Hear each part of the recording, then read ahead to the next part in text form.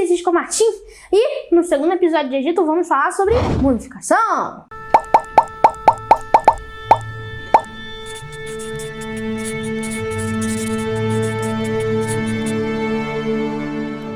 No Egito ele usava as técnicas de mumificação.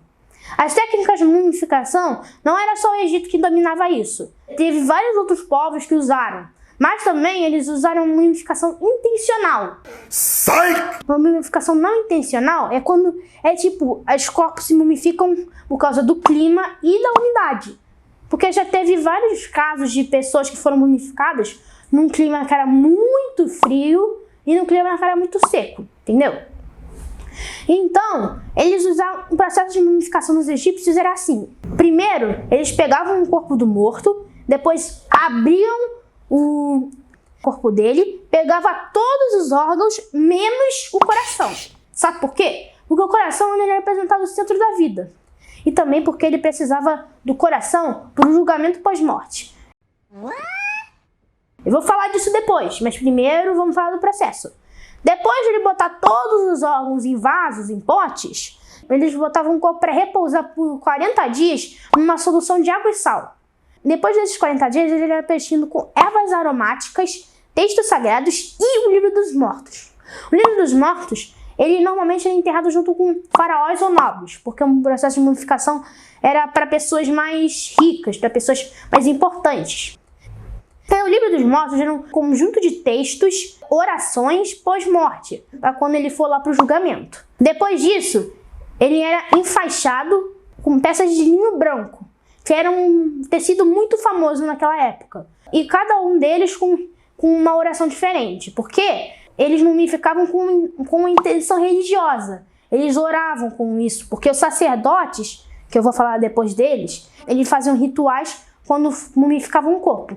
Todo o processo de mumificação levava 70 dias, ou seja, é um processo muito demorado, né? Oh my! Eles mumificavam o corpo para a alma que morrer ter um corpo na vida pós-morte, porque eles acreditavam que quando a gente morria, a gente não morria, nunca mais ia viver. A gente morria e passava por uma outra vida. Uau! E o julgamento pós-morte é assim. Primeiro, quando o corpo morria, ele ia para um lugar que ele tem que desviar de várias coisas, tipo vários monstros que querem matá-lo. Então, se ele fugir desses monstros, ele vai até o julgamento. E o julgamento é assim, ele pesava o coração com a pena da verdade. E quem pesava isso era o Anubis, o deus dos mortos que tinha cabeça de cachorro. Que não era nem cachorro, é chacal, mas é cachorro mesmo. Assim, eles pesavam a pena com o coração. Se o coração fosse mais pesado do que a pena, ele seria devorado por um monstro metade crocodilo, metade hipopótamo, metade leão. Que cara, o bicho é feio, meu Deus.